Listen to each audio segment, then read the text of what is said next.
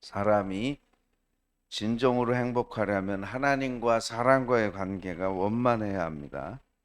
가인은 하나님과의 관계도 좋지 않았고 사람과의 관계도 좋지 않은 불행한 사람입니다.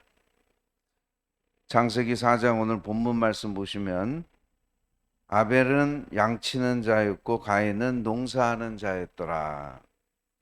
두 사람이 각각 직업이 달랐는데 이제 세월이 지난 후에 가인은 땅의 소산으로 제물을 삼아 여호와께 드렸고 아벨은 자기도 양의 첫 새끼와 그 기름을 드렸더니 여호와께서 아벨과 그의 제물은 받으셨으나 가인과 그의 제물은 받지 아니하신지라.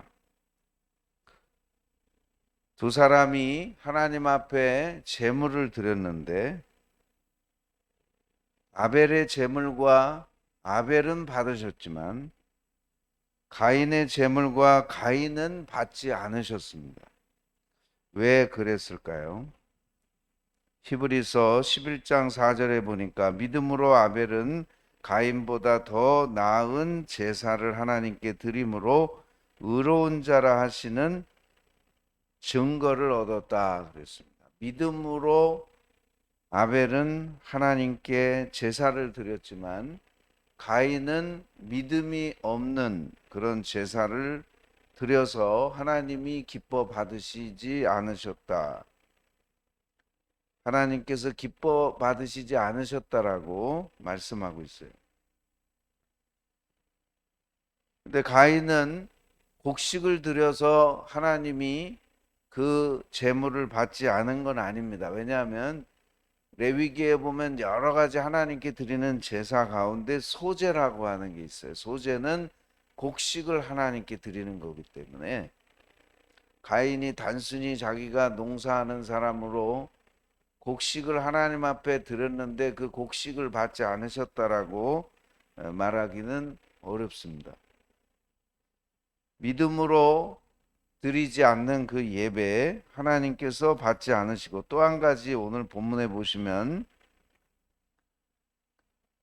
가인의 제물을 받지 않으니까 가인이 몹시 분하여 안색이 변했을 때 6절에 여호와께서 가인에게 이르시되 내가 분하여 함은 어찌 됨이며 안색이 변함은 어찌 됨이냐 내가 선을 행하면 어찌 낯을 들지 못하겠느냐. 이 말씀은 네가 지금 하나님께서 제물을 받지 않으시니까 얼굴이 안색이 변하고 분노가 생겼어요. 왜 내 동생 제물은 하나님 받으시지만 왜 내 제물은 받지 않으셨어 하면서 마음속에 분노가 생겼는데 그때 하나님의 말씀을 보면 내가 선을 행하면 어찌 낯을 들지 못하겠느냐 7절에 그렇게 돼 있어요. NIV 영어 성경에 보니까 이렇게 표현이 돼 있어요. 내가 선을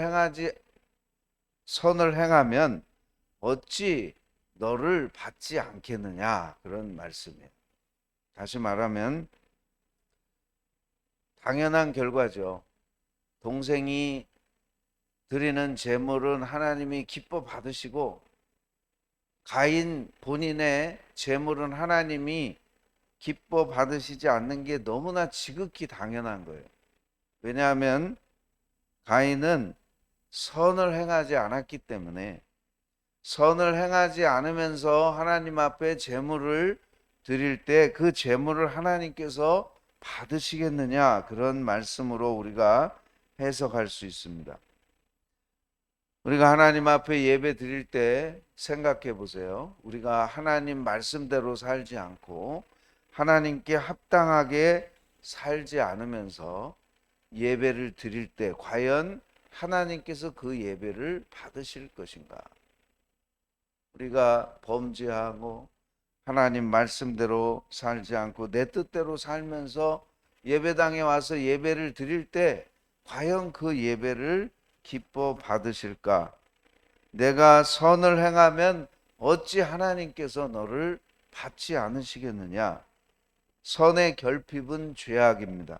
야고보서 4장 17절에 사람이 선을 행할 줄 알고도 행하지 아니하면 죄니라 그랬어요. 우리가 선을 행하지 않으면 그것은 하나님 앞에서 죄라고 하는 것입니다. 이사야 1장 11절부터 보시면 13절부터 16절에 보시면 하나님께서 기뻐 받으시는 예배는 착한 행실, 하나님 앞에 합당한 그런 삶을 살 때에 하나님께서 그 예배를 받으시고, 우리가 하나님 말씀대로 살지 않고 하나님 앞에 합당하지 못하면서 드리는 예배는 그것은 형식적인 예배일 뿐이고 하나님께서 예배를 받지 않으신다고 분명히 말씀하셨어요. 이사야 1장 13절에 헛된 재물을 다시 가져오지 말라. 분향은 내가 가증히 여기는 바요 월삭과 안식일과 대회로 모이는 것도 그러하니 성회와 아울러 악을 행하는 것을 내가 견디지 못하겠노라. 악을 행하면서 드리는 재물을 헛된 재물이라고 하나님 말씀하셨어요. 내가 가증히 여긴다. 너희가 모이는 월삭 안식일 이 모든 거 내가 기뻐 받지 않고 오히려 가증히 여긴다는 것입니다. 왜 그렇습니까? 성애와 아울러 악을 행하는 것을 내가 견디지 못하겠노라. 예배 드리러 모이는데 제물을 하나님 앞에 드리러 모이긴 하는데 악을 행하는 거예요. 그들의 삶 속에서. 이 두 가지가 같이 가는 거예요. 예배와 악을 행하는 게 같이 가니까 하나님께서 헛된 재물을 다시 가져오지 말고 내 마음이 너희의 월삭과 정한 절기를 싫어하나니. 월삭은 매월 첫째 날을 월삭이라고 하고 정한 절기 있죠. 하나님 앞에 이스라엘 백성들이 3대 절기도 있는데 절기가 되면 성전에 모여서 하나님 앞에 제물을 드렸는데 그걸 내가 싫어한다 그랬어요. 하나님이 그것이 내게 무거운 짐이라.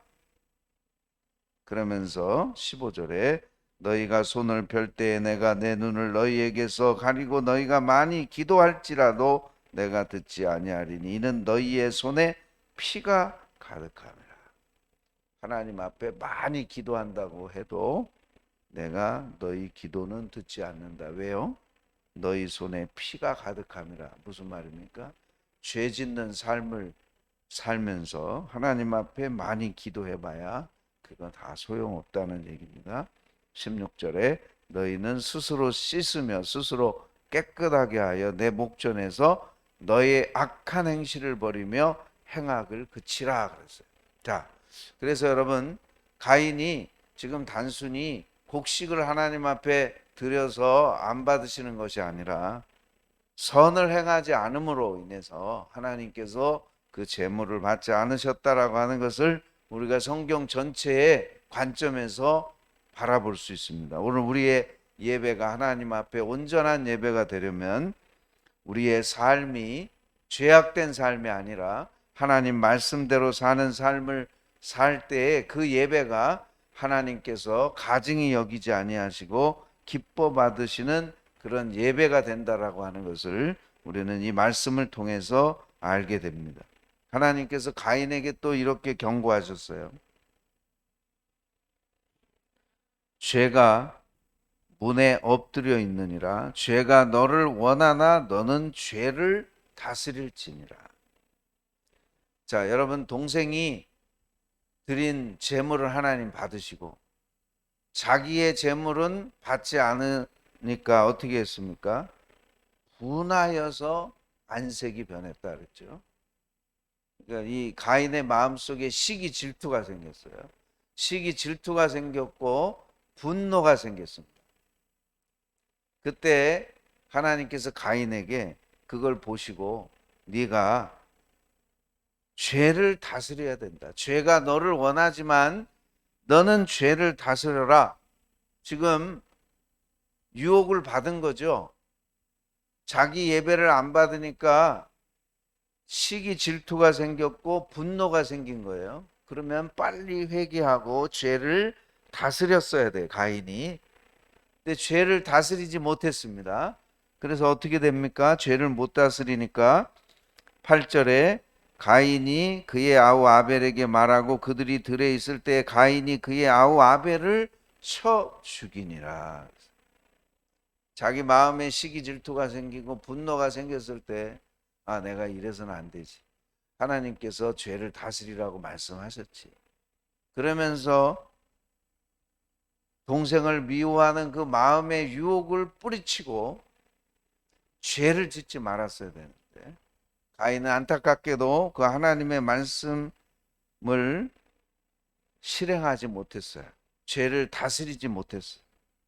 여러분, 오늘 본문 죄가 문에 엎드려 있느니라 그래서 이 죄는 우리 삶의 문에 엎드려 있어요. 마치 우는 사자와 같이 웅크리고 있다가 우리의 삶의 문으로 들어오려고 기회를 보고 있어요. 이렇게 노려보고 있다가 지금 유혹을 받아서 그 사람 마음속에 범죄할 그런 가능성이 있을 때 죄가 우리의 삶의 문으로 들어오게 된다는 것입니다. 그래서 여러분, 우리의 삶의 문에 지금 죄가 엎드려 있어요. 항상 우리의 삶의 문으로 들어오려고 지금 기회를 엿보고 있다는 걸 우리가 알고 가인처럼 범죄해서는 안 되는 거예요. 유혹을 받지 않을 수는 없어요. 우리가 예수님도 유혹을 받으셨습니다. 사탄의 유혹을 받으셨지만 그걸 뿌리치셨죠. 예수님은 죄가 없으시지만 우리와 같이 유혹은 받으셨다. 히브리서 기자가 말씀하는 것처럼 우리가 세상 살면서 어떻게 유혹을 안 받아요? 유혹을 받아요. 죄가 문에 엎드려 있어요. 그리고 죄가 우리를 원해요. 그러나 너는 죄를 다스릴지니라. 죄를 끊어버리고 거부하고 죄를 멀리하면 죄를 짓지 않아요. 그러나 가인은 그렇게 못함으로 인해서 그의 인생이 어떻게 됩니까? 파멸되게 되는 거예요. 불필요한 고통을 당하게 돼요. 그 이후의 삶은 굉장히 고달파집니다. 가인이 범죄한 이후에는 너무너무 고달픈 삶을 살았어요. 이제 오늘 말씀의 결론입니다. 로마서 2장 6절에서 9절까지 보시면 하나님은 각 사람에게 그 행한 대로 보응하신다 그랬어요. 하나님은요, 공평하세요. 하나님은 차별하지 않으세요. 각 사람이 행한 대로 심은 대로 거두도록 하나님께서 각 사람이 행한 대로 그대로 보응하시는데 악을 행하는 각 사람에게는 환난과 공고를 그랬어요. 죄 짓지 마세요. 죄를 범하면 환난과 공고가 옵니다. 하나님이 그렇게 보응하신다고 말씀하셨어요.